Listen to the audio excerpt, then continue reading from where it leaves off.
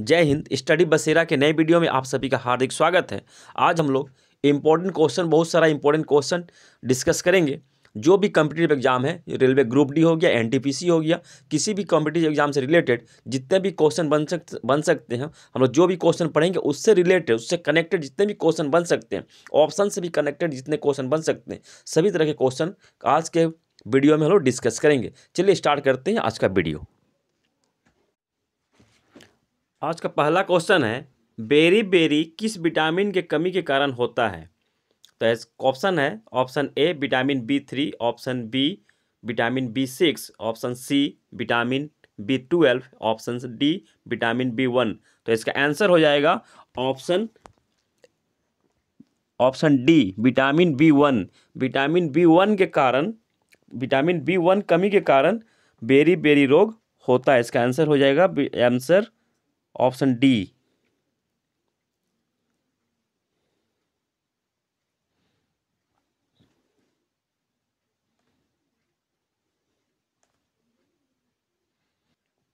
अब यहाँ नीचे लोग देख रहे होंगे, नीचे लिखा हुआ है सबका रासायनिक नाम। जैसे विटामिन B1 का रासायनिक नाम है थायमिन, और विटामिन B2 का रासायनिक नाम है राइबोफ्लेविन। इस तरह के क्वेश्चन आता है कि रासायनिक नाम कौन सा क्या है, तो ये भी जान लेना जरूरी है। और विटामिन B3 का रासायनिक नाम है निकोटिनिक अम्ल या फिर नियासिन, ये ध्यान में रखना है। और विटामिन 5 का रासायनिक नाम है पेंटोथेनिक अम्ल, और विटामिन B6 का है पायरोडॉक्सिन, और विटामिन B7 का रासायनिक नाम है बायोटिन, और विटामिन B7 को विटामिन H भी बोलते हैं, ये भी ध्यान में रखना है।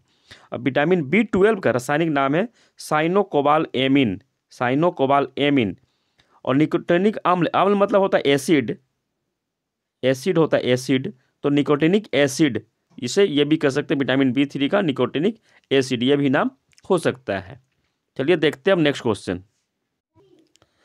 नेक्स्ट क्वेश्चन पे जाने से पहले हम लोग कुछ और विटामिन जो बच्चे हैं उसका भी रासायनिक नाम जान लेते हैं। जैसे विटामिन ए का रासायनिक नाम है रेटिनोल, और विटामिन सी का रासायनिक नाम है एस्कॉर्बिक एसिड, या फिर एस्कॉर्बिक अम्ल भी हो सकता है। ऑप्शन में एसिड की जगह अम्ल भी हो सकता है। तो विटामिन सी का है एस्कॉर्बिक एसिड, विटामिन डी का है कैल्सीफेरोल, और कैल्सीफेरोल विटामिन डी का है। और विटामिन ई का है टोकोफेरोल, और विटामिन के का है नेप्थोक्विनोन या फिर फिलोक्विनोन। विटामिन के का नेप्थोक्विनोन या फिर फिलोक्विनोन, दोनों में से कुछ भी हो सकता है ऑप्शन में।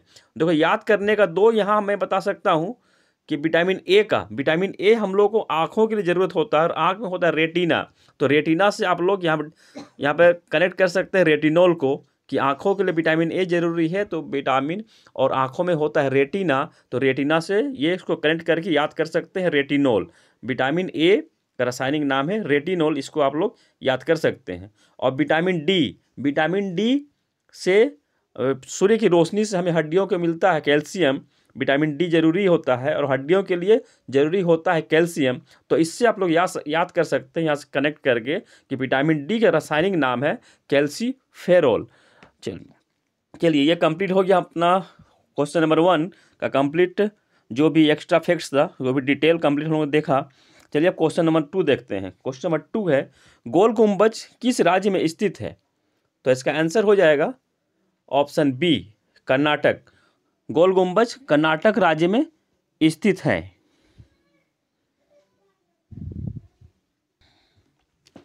और गोल गुम्बज कर्नाटक के बीजापुर में स्थित है। और गोल गुम्बज क्या है ये भी हम लोग जान लेते हैं। तो गोल गुम्बज बीजापुर के शासक मोहम्मद आदिल शाह का मकबरा है। गोल गुम्बज बीजापुर के शासक मोहम्मद आदिल शाह का मकबरा है, और यह भारत का सबसे बड़ा मकबरा है, भारत का सबसे बड़ा मकबरा है, और विश्व का दूसरा सबसे बड़ा गुम्बज है। मकबरा नहीं, गुम्बज है। सबसे बड़ा गुम्बज भारत का है, और विश्व का दूसरा सबसे बड़ा गुम्बज है। और इसका वास्तुकार का नाम है दाबुल के याकूत। दाबुल के याकूत गोल गुम्बज के वास्तुकार हैं। क्वेश्चन नंबर 3 है, विद्युत चालकता की इकाई क्या है? विद्युत चालकता की इकाई क्या है?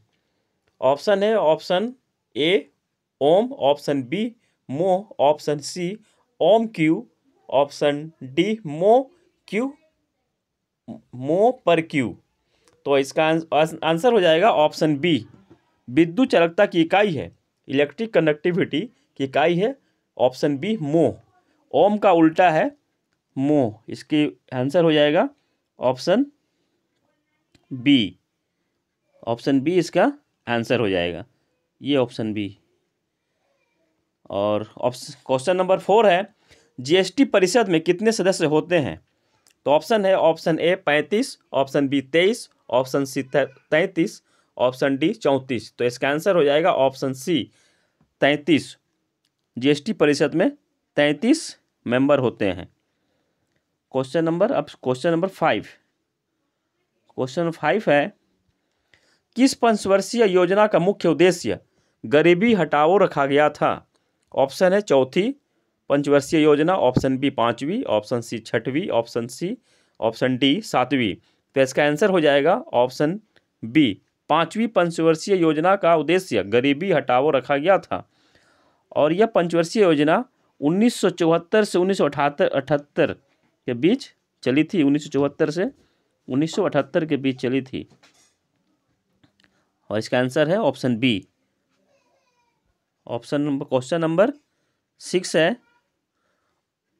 क्वेश्चन नंबर 6 है, रेल बजट और आम बजट को संयुक्त रूप से कब पहली बार पेश किया गया था? पहली बार कब पेश किया गया था संयुक्त रूप से? ऑप्शन है 2016, option B 2014, option C 2017, option D 2018। तो इसका आंसर हो जाएगा ऑप्शन सी। ऑप्शन सी हो जाएगा इसका आंसर। ऑप्शन सी हो जाएगा।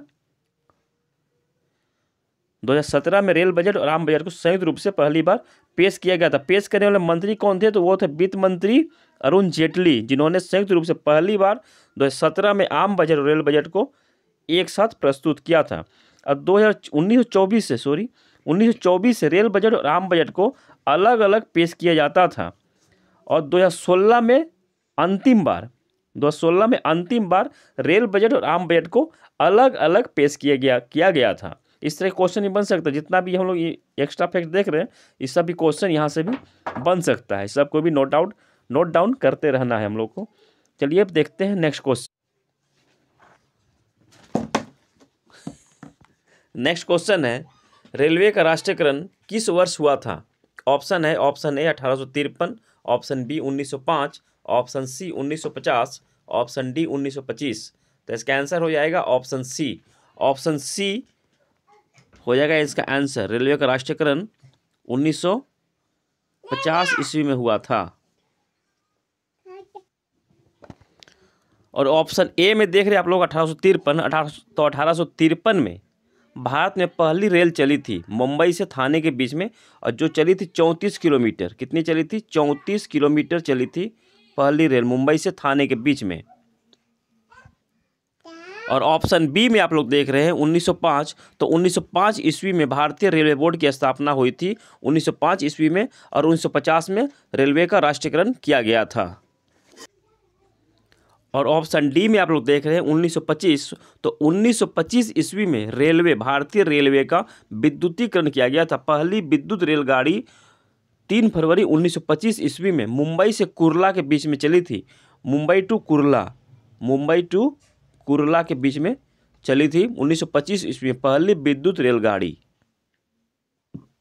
क्वेश्चन यहाँ यह भी बन सकता है कि भारत में मेट्रो रेल की शुरुआत कब हुई थी? तो भारत में मेट्रो रेल की शुरुआत 1984 ईस्वी में प्रधानमंत्री श्रीमती इंदिरा गांधी के कार्यकाल में। तो हो सकता है क्वेश्चन भी बन सकता है कि भारतीय मेट्रो रेल की शुरुआत किस प्रधानमंत्री के कार्यकाल में हुई थी? उसका आंसर हो जाएगा श्रीमती इंदिरा गांधी। और पहली मेट्रो रेल जो चली थी, पहली मेट्रो रेल वो कोलकाता में चली थी। पहली मेट्रो रेल कोलकाता में चली थी। अब देखते हैं हम लोग नेक्स्ट क्वेश्चन क्वेश्चन नंबर 8 है। क्वेश्चन नंबर 8 है, विश्व का सबसे ऊंचा रेलवे ब्रिज कहाँ स्थित है? तो इसका आंसर हो जाएगा ऑप्शन ए जम्मू और Kashmir, option B Manipur, option C Ladakh, option D Assam. तो इसका आंसर हो जाएगा विश्व का सबसे ऊंचा railway bridge option A Jammu Kashmir में स्थित है, वहाँ बन रहा है। Option A. विश्व का इसका उसको एक्स्ट्रा फैक्ट भी हम लोग देख लेते हैं। जो विश्व का सबसे ऊंचा रेलवे ब्रिज है, ध्यान दीजिएगा, यहाँ ऊंचा रेलवे ब्रिज है, ऊंचा है, सबसे ऊंचा है, लंबा नहीं है। सबसे ऊंचा रेलवे ब्रिज जो है चिनाब नदी में, जम्मू कश्मीर के चिनाब नदी पर स्थित है। और इसकी ऊंचाई है, इसकी ऊंचाई कितनी है? 359 मीटर, 359 मीटर इसकी ऊंचाई है। और इसका निर्माण जो कंपनी कर रही है, कोंकण रेलवे कारपोरेशन लिमिटेड, इसकी निर्माण कर रही है। और यह एक आर्क ब्रिज है, ये आर्क ब्रिज है, इस तरह का ब्रिज है ये यह एक आर्क ब्रिज है।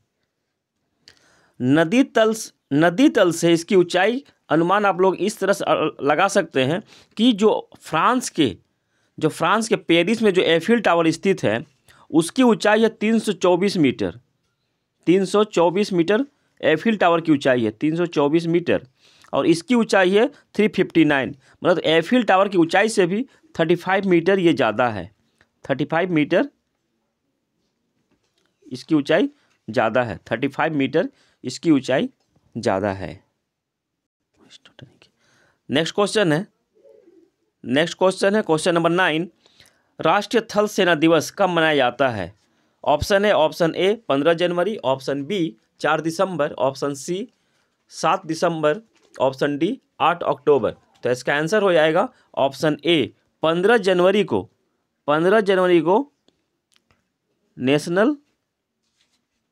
नेशनल आर्मी डे सेलिब्रेट किया जाता है 15 जनवरी को। तो इसका कुछ डिटेल भी देख लेते हैं, 15 जनवरी को हम लोग क्यों सेलिब्रेट करते हैं।